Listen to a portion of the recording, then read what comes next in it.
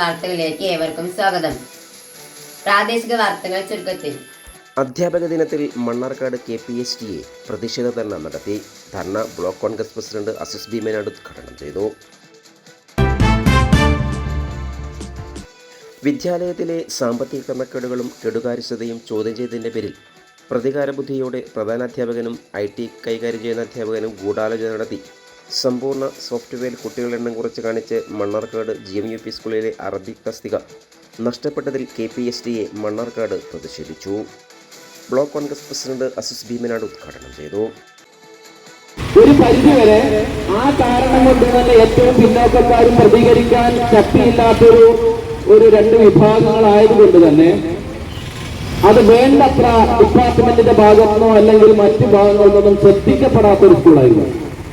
പക്ഷേ ആ വിദ്യാലയത്തെ ഞാൻ നേരത്തെ സൂചിപ്പിച്ച സദീഖ് റഹ്മാനെ പോലുള്ള ആളുകൾ, അതുപോലെ തന്നെ സൈമൺ ജോർജ് എന്ന അധ്യാപകൻ, അതുപോലെ തന്നെ അവിടുത്തെ പ്രധാന അധ്യാപകൻ പ്രിയപ്പെട്ട മുഹമ്മദ് അലി മാഷ്, പ്രിയപ്പെട്ട ജോൺസൺ മാഷ്, പ്രിയപ്പെട്ട ക്രിസ്റ്റോമാർ മാഷ് അടക്കമുള്ള ഒരു ടീം, ബഷീർ മാഷും അതുപോലെ തന്നെ മനോജ് മാഷും ഒക്കെ അടക്കമുള്ള ഒരു ടീം, സക്കീർ മാഷ് അടക്കമുള്ള ഒരു ടീം ആ സ്കൂളിനെ സ്കൂളാക്കി മാറ്റുന്നതിൽ ഒരുപാട് ത്യാഗവും പരിശ്രമവും ബിജുമാഷൊക്കെ അടക്കം അവിടെ 1-2 വർഷം ജോലി ചെയ്തിട്ടുണ്ട്. ബിജുമാഷ്ക്കും അറിയാം അവിടുത്തെ സാഹചര്യങ്ങളൊക്കെ.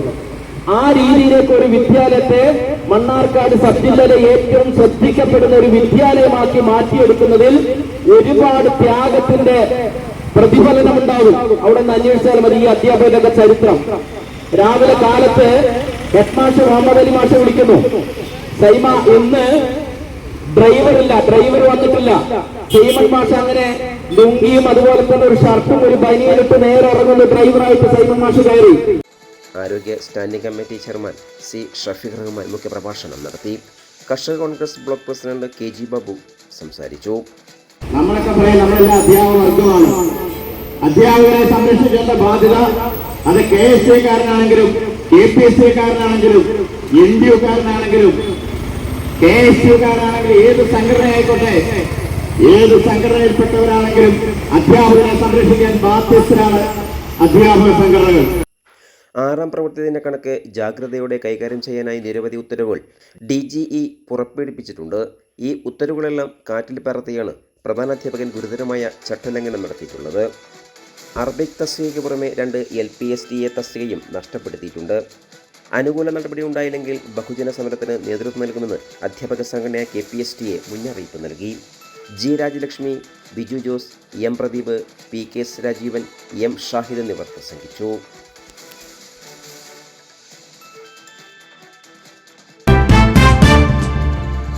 കൂടുതൽ വാർത്തകൾക്കായി നാട്ടുവിഷൻ ചാനൽ സബ്സ്ക്രൈബ് ചെയ്യൂ.